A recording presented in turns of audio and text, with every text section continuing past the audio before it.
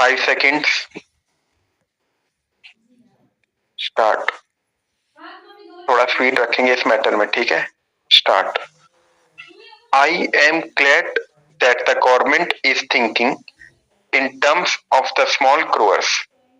By all means, give them representation, but let not an attempt be made as though the bigger growers are not looking after the interest of the small growers, because that is far from the truth. If the coffee board has achieved one grand result, it is to rehabilitate and help the small growers. So far as the question of payment from the pool is concerned, the small grower gets the full amount due according to the costing the moment he delivers the coffee. There is a separate method of costing and the whole amount is paid immediately, whereas in the case of the bigger growers it is not so. Payments are made as and when coffee is sold in the market and abroad. Supposing this ad was not there for the small grower, what would have happened?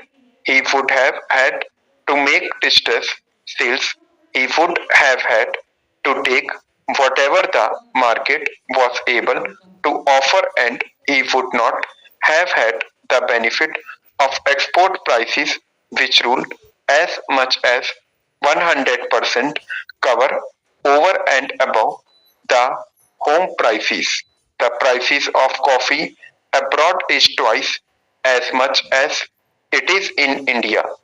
The small grower would not have had the ghost of a chance of getting higher prices by the sale of coffee to foreign countries. Not only that, he also gets his basic prices immediately on delivery of the coffee to the pool. Over and above all this, he gets the benefit of all the scientific research which he would not have otherwise got. He gets all the aid from the bigger growers because, as my honorable friend said yesterday, it is to the advantage of the bigger planters to help them smaller ones. There is a disease which is communicable and which can destroy the neighboring states. So, in these multifarious ways, and small growers are today helped, and they are immensely thankful to the bigger growers and to the coffee board. Now, a bigger growers and to the coffee board. Now, a special plea is sought to be entered on behalf of the small growers. What I say is that we can have representation for small growers on the board. That is perfectly right, but let there be no suggestion whatever to the effect that the cause of the small growers was neglected. That is not correct. As regards financial aid, that is a state problem, that is a union problem, and that is a problem for the whole of the country in respect of all developmental activities.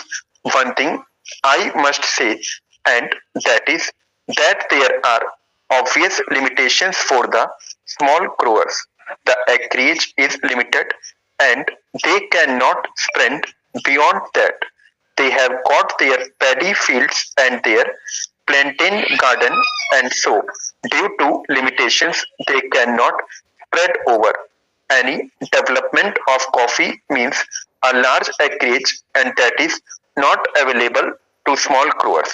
Even if they have got the capacity, it is very difficult for them to find forest lands nearby. It is not easily possible for any man to go over 50 miles and then take up a jungle. So the small growers have their own limitations. I am not going into that, but what I do say is that this idea introduced for the first time here in the Parliament that the interest of the small growers have got to be specially protected is, I submit, a policy which will create a difference between the bigger grower and the small grower. I submit that there is no reason whatsoever to distrust the plantation industry and deny them the right to select their own representatives and to introduce the word nomination here. Why should we have nomination if there is need for separate representation for the small growers? Why should we not reserve a seat in each place for the small grower? That is the easiest and the best way to give representation to the small growers. This can easily be done, and therefore I submit that the words for nominated may kindly be deleted from the bill. I do not know whether the procedure would permit of it because there are certain difficulties, but in any case, if at least we get an assurance from my friend that these 12 are going to be cleared, it would be something gained for a poor like me and for the industry. After the question of constitution of the board comes the question about the chairman. On that question, I hope, sir, that the House will kindly appreciate that for more than one reason it would not be the best arrangement to have a whole time appointed chairman. There are two suggestions in this connection. My honorable friend suggestion is that it must be an elected office is either though. He has also said that out of the 13 years, only for 1.5 years has there been a planter as chairman.